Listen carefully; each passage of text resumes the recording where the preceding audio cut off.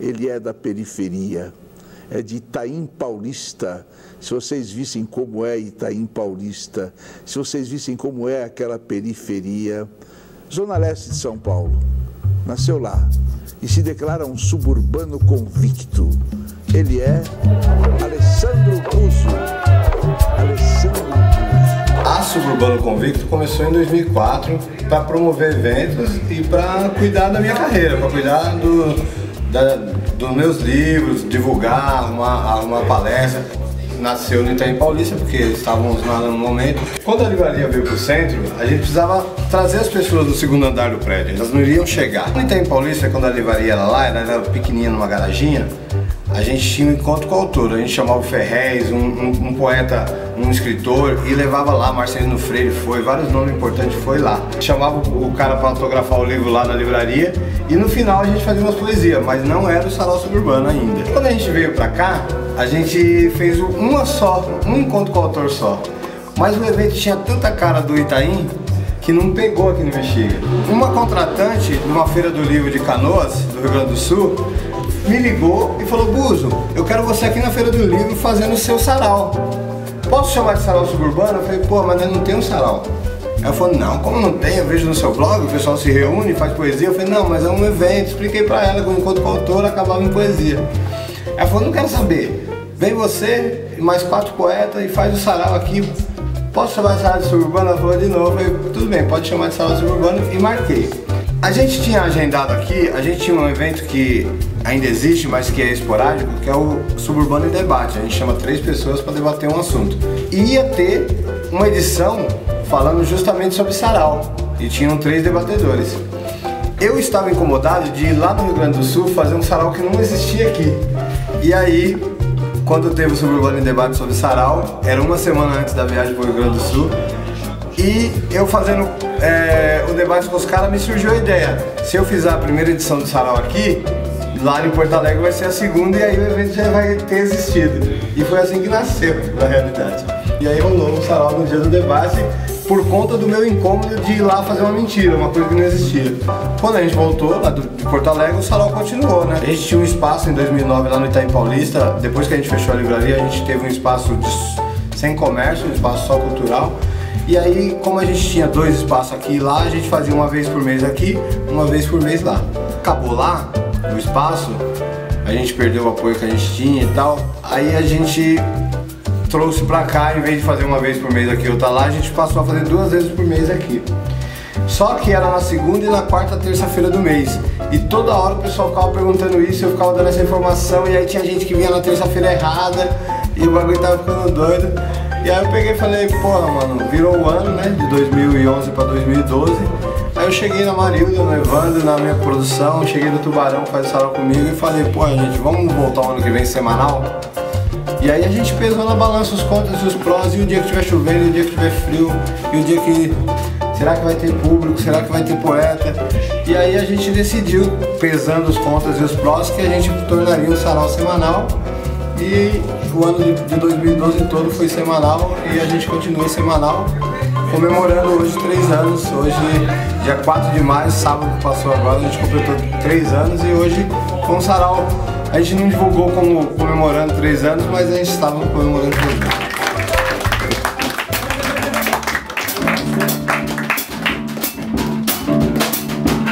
Como eu sou apenas um ator e são 2 personagens, vamos convencionar o seguinte: com o chapéu, eu sou o Mário de Andrade, e sem o chapéu, eu sou o Macunaíma, tá bom? Eu vou dizer os 2 personagens, vamos lá. Olá, Macunaíma, eu estava te esperando. Sabia que um dia você voltaria por aqui. Oxente, aparição, vem me dar susto não. Tu parece um lobisomem. Como é que tu sabe meu nome? Sei tudo sobre você, meu neto. Nada teu me é secreto. Eu sou o Criador, você é a criatura. Mas será o Deus da Silva, da comunhia de grandeza. Tu não é Deus pra criar o que é meu. Eu sou o teu autor e te criar foi um trabalho de amor. Não conheço pai nem mãe, nem nestas terras parentes. Sou filho das pobres ervas, neto das águas correntes.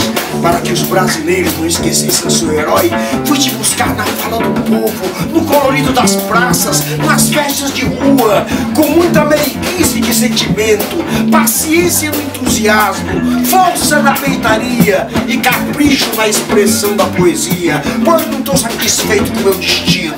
Formiga não tem caroço, cearense não tem pescoço e bananeira não tem nó. Ter autor é muito bom, mas barriga cheia é melhor. Mas qual é o problema, ó herói de nossa gente? É que você podia fazer diferente. Nem tão doce, nem amargo, nem tão frio, nem tão quente. Não quero que minha amada vá pro céu, nem que roube o que é meu. E quero que veia sol me faça sempre moço e contente. Mas herói, você não tá curtindo o maior barato? Exige modificações no último ato.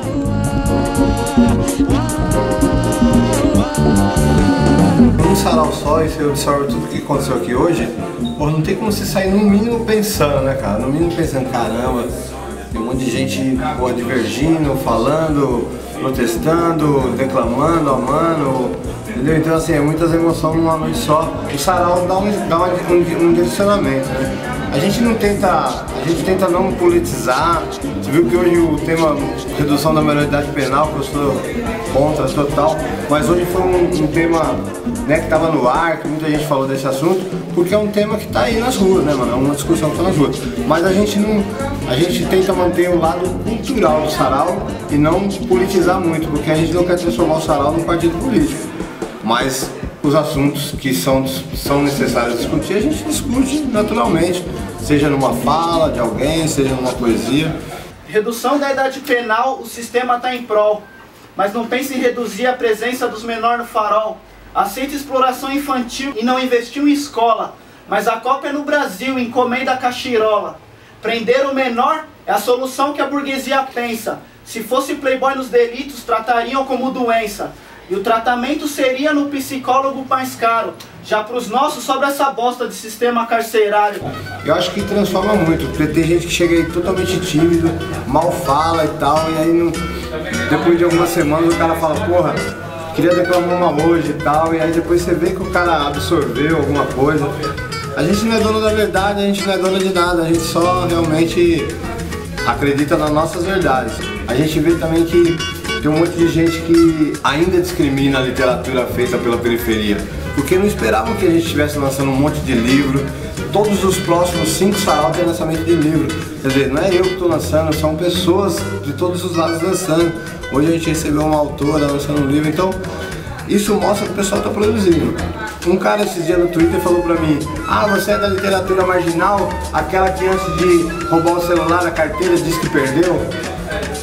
Se é isso que ele achou, cara, então se ele não lê e ficar só no rótulo, ele vai ver isso. Eu não ligo para os rótulos assim de literatura periférica, literatura marginal, mas o que a gente faz é só literatura. Eu acho que daqui a 50 anos vão estar falando dos nossos livros nas faculdades, nos debates de literatura. Eu acho que a literatura mais atual, que fala de assuntos atuais e que fala da rua, sem maquiagem, é a literatura marginal. Tem gente que não gosta do nome, eu particularmente não tenho nada contra. Eu acho que o marginal vem da marcha da sociedade, não do marginal do bandido armado. Então, assim, literatura marginal me representa esse nome. Mas o que eu faço, meus 10 livros, são só literatura. Ruas da Baixada, no meu dia a dia, só correria. Vejo estampado em vários rostos a agonia. São Josés e São Marias que já não vivem, só sobrevivem. Essa condição caótica embaça minha ótica. Fico confuso, perco o fuso, mas eu não fujo, muito menos me entrego a esse jogo sujo. O que eles querem já sei, vocês também. Tudo dentro da lei, o povo dominado sempre dizendo amém. Sigo fora disso tudo, pois quero ir além. Não vou pisar na cabeça de ninguém por meia dúzia de nota de céu. Eu vou vivendo com os porcos, sem comer da lavagem, pois esse é o desafio da minha passagem. Em 2000 eu lancei o Trem, baseado em fatos reais, que na realidade foi um um protesto meu, porque eu pegava o trem todo dia, o trem estava horrível. E aí eu escrevi esse livro sem maiores pretensões, não sabia o que ia acontecer depois. Até porque eu não sabia nem se eu ia conseguir publicar o livro, né? Que eu não tinha grana, totalmente endividado na época, totalmente sem condições. E aí o livro saiu com uma série de fatores, corrida aqui, corrida ali, uma empresa que eu trabalhava na época ajudou com 1/3 e a gente lançou o primeiro livro sem saber o que ia acontecer depois. Só que depois virou um turbilhão. Assim que eu lancei o primeiro livro, eu comecei a escrever um segundo, só 4 anos depois eu consegui publicar. E esses 4 anos, de 2000 a 2004, foram anos de vacas magríssimas. E assim, a gente trabalhava lá no emprego, ralando de peão, tá ligado? Eu trabalhava de vendedor de alimentos, num atacadista, na zona cerealista. E à noite, corria nos eventos culturais. Não tinha tanto salão que tem hoje, mas ia em show de rap em todo lugar. E aí a gente foi plantando um monte de coisa e essas coisas foram se multiplicando. Quando eu lancei meu segundo livro em 2004, aí as pessoas queriam o livro do trem, o livro do trem não existia mais. Aí eu reescrevi ele, lancei meu terceiro livro de novo falando do trem. Depois lancei uma ficção que eu sempre falava de coisas que eu tinha vivido, então no meu quarto livro eu fiz uma ficção total, que é a Guerreira. E finalmente em 2007, 2004, 2005, 2006 eu lancei o Guerreira Independente, em 2007 a Global Editora relançou o Guerreira e finalmente a gente chegou na livraria e tal. E as coisas foram surgindo. E chegou um momento que eu não conseguia mais trabalhar pra ninguém, porque toda hora eu tinha que ir numa palestra, toda hora eu tinha que dar uma entrevista, toda hora eu tinha que fazer alguma coisa.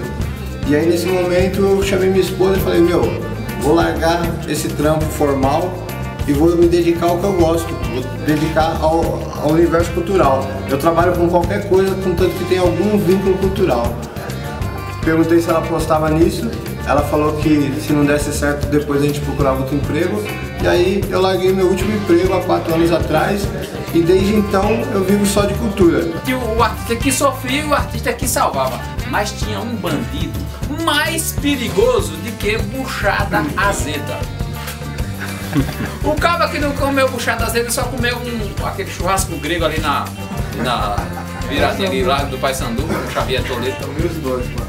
Olha, já comeu os dois? Rapaz, o filme tinha um cabra mais invocado do que fiscal de gafieira.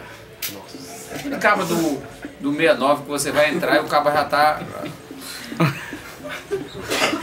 Olha, o filme, o bandido era mais sério do que um porco mijando. Você já viu um porco mijando? Ele não dá risada pra ninguém. Um porco mijando não dá risada pra ninguém, um porco mijando. O cara mais sério do que um porco mijando. Tinha o dedo mais grosso do que um cabo de martelo. Cabo de martelo mesmo. Viver só de cultura significou bater numa produtora que tem nesse prédio aqui e falar, mano, eu trabalho por qualquer valor, contanto que eu tenha só meio período com vocês e que eu tenha meio período para correr nos meus corres. Comecei a trabalhar na produtora ganhando muito pouco. Eu pedi esse salário muito pouco. Eu falei, me paga tanto por semana e a condução que eu venho aqui todo dia. Aí o mano aceitou, que é o Tony Nogueira que tava tocando hoje ali, comecei a trabalhar na produtora dele. Eles foram filmar um Favela Toma Conta ali em Paulista, depois que eu já tava aqui dentro. E aí tinha 3.000 pessoas no Dia das Crianças, uma festa monstro, e eles falaram, mano, não pode você tá falando com 3.000 pessoas aqui e tá ganhando R$100 por semana na produtora, alguma coisa tá errada. E aí eles falaram que queria fazer um projeto que fosse pra televisão e que tivesse eu de condutor. Eu perguntei onde que eu assinava, né, mano, porque não tinha nada a perder, nada, assim, era uma coisa que eu queria também, mas não era isso que eu queria, mas era melhor do que eu queria. E aí a gente fez um projeto que eu visitasse as periferias, porque ele percebeu que eu conhecia gente de vários lugares. Ele fez uma proposta que eu fosse visitar as periferias e mostrar as coisas bacanas que estivesse lá. O projeto foi para vários lugares e em seguida a TV Cultura procurou falando que o Manos e Minas ia entrar no ar se a gente não queria transformar nosso projeto de um programa num quadro. E a gente entrou no Manos e Minas em maio de 2008, que foi a estreia do programa, fiquei lá 3 anos. E aí, né, hoje eu tô no SPTV, né, cara? Eu fui fazer um trabalho na Globo, fui falar com os jornalistas lá, dar uma palestra pros jornalistas. E aí, pô, não tinha nada a perder, caí de orelhada nos caras lá. Eu tinha levado uns vídeos do Manos e Minas, dei pro galera. E aí, depois dessa palestra, desses DVD que ficaram rolando lá dentro, eu fui chamado pra, pô, você mostraria essa mesma periferia aqui na Globo. Aí a periferia tem uma restrição com a Globo e tudo mais, eu falei, depende, né? Vou mostrar em que programa. Quando eu fiquei sabendo que era pra mostrar num telejornal, como o SPTV, que é um programa sério, um programa que luta, pô, sempre batendo em causas sociais, brigando, porra, eu fiquei honrado pelo convite e tal, e falei que era possível, contanto que eles me dessem a liberdade. Se eu quisesse ir na cadeia, eu tinha que ir na cadeia, se eu quisesse ir no prédio ocupado, eu tinha que ir no prédio ocupado. Eu me precavi de que eu teria essa liberdade foi dada e eu apostei nisso, sabendo que poderia ter críticas e tal, mas eu sabia, e um ano e meio depois isso está provado, que se o trabalho fosse bem feito, ele iria falar por si só, eu não ia ter que ficar me explicando por que eu tô na Globo, entendeu? Que só o trabalho por si só falaria. E é o que está acontecendo, a gente já está lá um ano e meio, já passou mais de 80 quadros, eu não preciso falar para ninguém que é importante dar visibilidade para esses projetos. E estamos lá para isso, está sendo um prazer.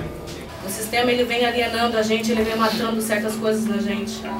E aí eu prefiro, né, e me vejo no meio de monstros literários, sabe, que acredita e que tem me colocado no lugar certo. Vocês não têm noção do quanto eu guardo vocês no coração, beleza? 29. Vamos lá? Eu perdi 29 amizades por conta de uma pedra em minhas mãos. Me embriaguei morrendo 29 vezes, mas estou aprendendo a viver sem você, já que você não me quer mais.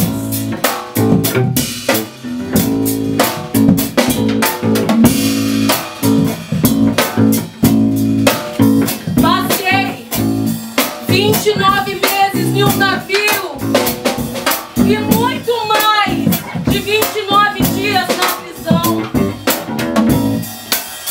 E aos 29, com o retorno de Saturno, descobri e comecei a voltar a viver. Quando você deixou de me amar, eu aprendi a perdoar e a pedir perdão pra vocês essa parte. E 29 anjos me cercaram. E agora eu tenho mais de 29 amigos outra vez, beleza? Pra vocês, falou? Pra eles.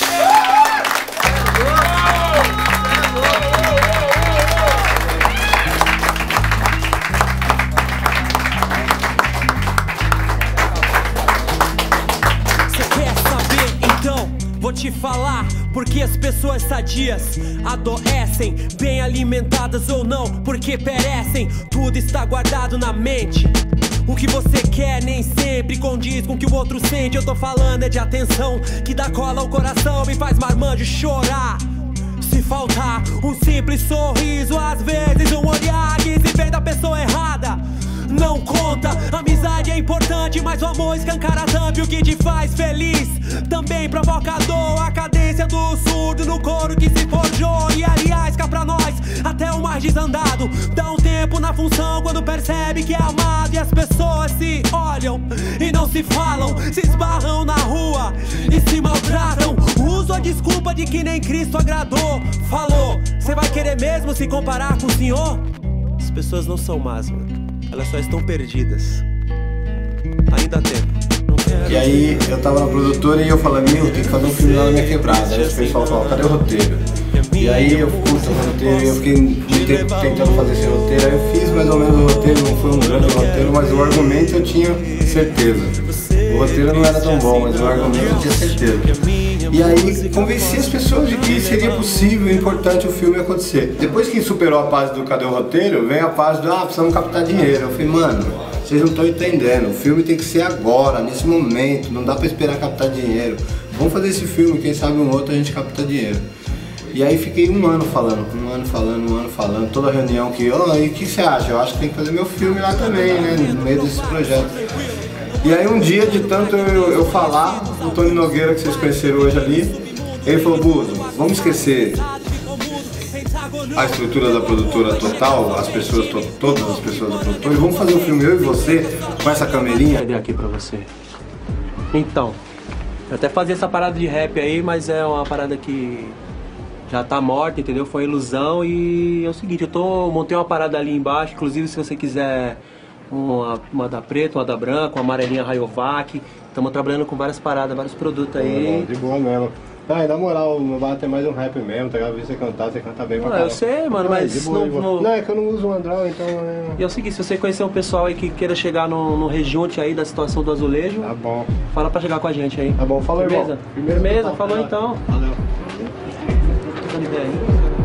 Aí me mostrou uma camerinha pequenininha de HD. Aí eu pensei, pô, como é que eu vou chegar lá na favela, sem dinheiro no bolso, e falar que eu tô fazendo um filme com uma camerinha desse tamanho? Os caras não vão acreditar. E aí, porra, fiquei pensando nas pessoas que iam participar do filme, eu queria um cara que fosse rua. Tinha que ser um cara que vivesse a rua. E naquele momento o Criolo doido, fazendo rinhas dos MC, virado na desgraça, tentando divulgar o trabalho dele. Eu falei, pô, o Criolo é um nome, né? Liguei pra ele e ele falou pra mim, por que eu? Aí eu falei, pô, porque você é rua, pra mim eu acho que você representa a rua e precisa ser um cara da rua para as pessoas não contestarem o nome profissão MC. Aí ele aceitou o convite, não tinha dinheiro, ele, porra, várias vezes tinha que dormir no Itaim Paulista ali com o Tony daqui, ele vinha do Grajaú pra cá, daqui ele ia com o Tony, enfim, ele fez a parte dele. As pessoas vestiram a camisa do filme, as portas da favela estavam abertas porque a gente já conhecia lá, já tinha feito Favela Toma Conta lá. E o filme ficou melhor assim, ficou do jeito que a gente esperava, mas por não ter dinheiro ficou melhor do que poderia ter ficado, assim, porque a gente se superou. Hoje o filme já foi exibido em um monte de estados, em alguns países, no YouTube tem 500 mil acessos, e até hoje chega pessoas aqui e falam, caramba, assisti o filme, mãe, muito louco. Parece que o filme foi lançado ontem, de tão emocionado que o pessoal chega assim, de prazer de ter visto. E agora o projeto master no cinema é fazer o Professor MC2, que não é a continuidade daquele, não é a mesma história. É o Dexter de protagonista. Vai ser uma história que vai ter crime, cadeia e rap, mas não é a história do Dexter. Assim como o Professor MC1 não é a história do Criolo, o 2 não vai ser a história do Dexter. Mas vai remeter a isso, a gente quer confundir mesmo. Vamos valendo então? Esse beat ficou cabuloso.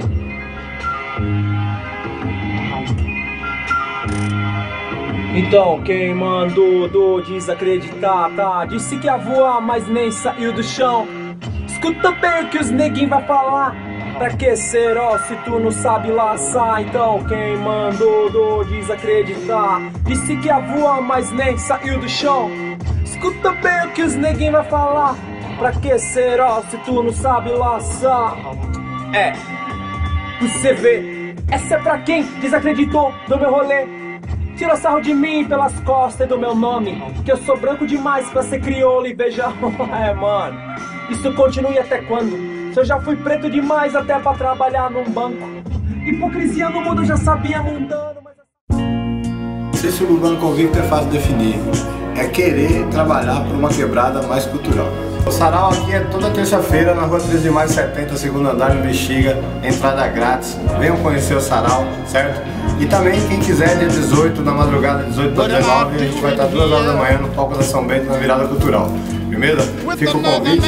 Valeu, galera da Solarte. Obrigado por ter vindo aí, feito essa presença com a gente hoje, justamente no dia que o sarau está fazendo 3 anos. Me chamo Alessandro Buzo, orgulho de ser brasileiro, não só em ano de Copa. São Paulo, metrópole, minha terra, meu lugar. Sou lá do fundão da Leste, lugar de Caba da Peste. O Itaim é o paulista, não é o Bibi dos boy. E periferia, favela, é tudo isso que eu vejo olhando da minha janela. Lugar melhor que lá não existe. É lá que eu escrevo meus livros, é lá que cresce meu filho. Gosto tanto do lugar que costuma me chamar de suburbano convicto. And this chain of love seem like it's just my love treading in troubled water. I've got to sink or swim. I knew all the time that this woman belonged to him, dealing with forbidden fruit.